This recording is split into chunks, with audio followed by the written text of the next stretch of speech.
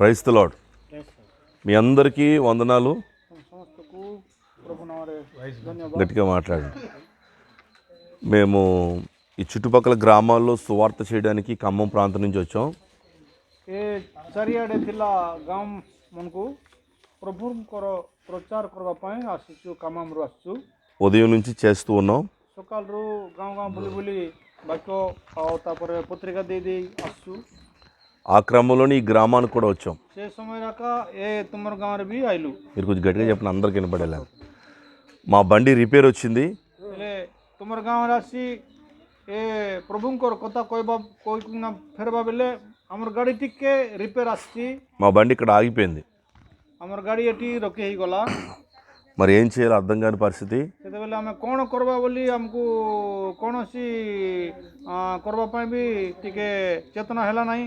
మీరందరూ వచ్చినప్పుడు ତୁମେ ସମସ୍ତେ ଆଇଲା ପରେ మీరందరూ కూడా మాకు సహాయం చేయడానికి ముందుకు వచ్చారు. ତୁମେ ସମସ୍ତେ ବହୁତ ସାହାଯ୍ୟ କରିବାକୁ ଆଗେ ଆସିଲ. మేము ఫుడ్ ప్రిపేర్ చేసుకోవడానికి ଆମେ ଖାଇବା ପାଇଁ ତିଆରି କରିବା ବୋଲି ଭାବୁଥିଲୁ.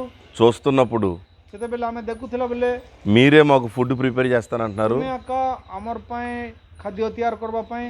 నిజంగా మీరందరూ ఎంతో ప్రేమ కలిగిన వారు. ଆଉ ସତେ ଏବେ ଦେଖିଲେ ବୋଲେ କେତେ ପ୍ରେମରେ ଅଛ, ପ୍ରଭୁଙ୍କ ପ୍ରେମ.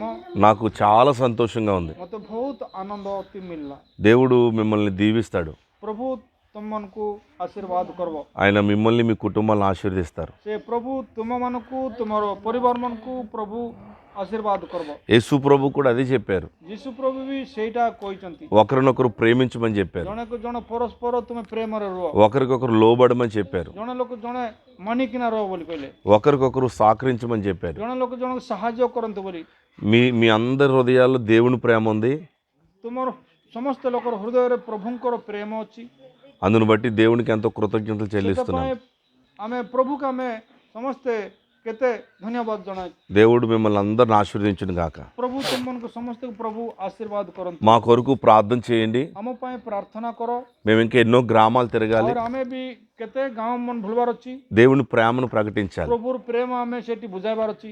మేము తెలంగాణ ఖమ్మం నుంచి వచ్చాం. ଆମେ ତେଲେଙ୍ଗାନା କାମରୁ ଆସିଛୁ. మేము 4-5 రోజులు ఉంటాం. ଆମେ ଗୋଟେ 3-4 ଦିନ ଥିବୁ. మా భోజనం మేమే వండుకుంటాం. ଆମର ଖାଦ୍ୟ ଆମେ ଏକା ରାନ୍ଧିବୁ, ଆମେ ଏକା ଖାଇବୁ. ఎక్కడ అవకాశం ఉంటే అక్కడ పడుకుంటాం. ଯେଉଁ ଜାଗାରେ ସମୟ ଆଇଲେ ସେଠି ଆମେ ଶୋଇପଡ଼ିବୁ. సో దేవుని ప్రేమను అందరికీ ప్రకటించాలని మేము వస్తున్నాం. ପ୍ରଭୁଙ୍କର ପ୍ରେମ ଆମେ ସମସ୍ତ ଲୋକକୁ ଆମେ ଜଣାଇବା ପାଇଁ ଆସିଛୁ. ଜଣାଇବା మా కొరకు ప్రార్థన చేయండి. ଆମ ପାଇଁ ପ୍ରାର୍ଥନା କରନ୍ତୁ. మా ప్రయాణాల కొరకు ప్రార్థన ଆମର చేయండి. ଯାତ୍ରା ପାଇଁ ପ୍ରାର୍ଥନା କରନ୍ତୁ. ఇంకొకసారి ఏదో ఒక రోజు మీ ప్రాంతానికి వస్తాం. ଆଉ ଥରେ କେଉଁ ଦିନ ହେଲେ ବି ତୁମ ଗାଁରେ ତୁମର ଏରିଆରେ ଆଇବା ପାଇଁ ପ୍ରଭୁ ସଫଳ କରିବ. ఒక మంచి మీటింగ్ పెడతాం ఇక్కడ. ସୁନ୍ଦର ସତୀର ବଡ଼ ସଭା ଗୋଟେ କରିବା. పెడితే మీరు అందరూ వస్తారా? ସେ ମିଟିଂ ଯଦି ରଖିଲେ ବୋଲେ ଆସିପାରିବ କି ସମସ୍ତେ? దేవుడు తప్పకుండా అది జరిగిస్తుంది కాక. ପ୍ରଭୁ ନିଶ୍ଚୟ ସେଇଟା ସଫଳ କରନ୍ତୁ ବୋଲି ମୁଁ ఆనంద କରୁଛି. చూడండి, మేము ఒరిస్సా రాష్ట్రంలో ఒక గ్రామంలో ఆగిపోయాం. మా బండి ఇంజిన్ బాయిల్ అయ్యి వాటర్ అంతా కారిపోయింది. కిందన రేడియేటర్ పైప్ కట్ అయిపోయింది. ఇక సరే, ఇక్కడ 1 గంట అవుతుంది కదా, ఫుడ్ ప్రిపేర్ చేసుకుందాం అన్నట్టుగా ఇక్కడ ఆగిపోయాం.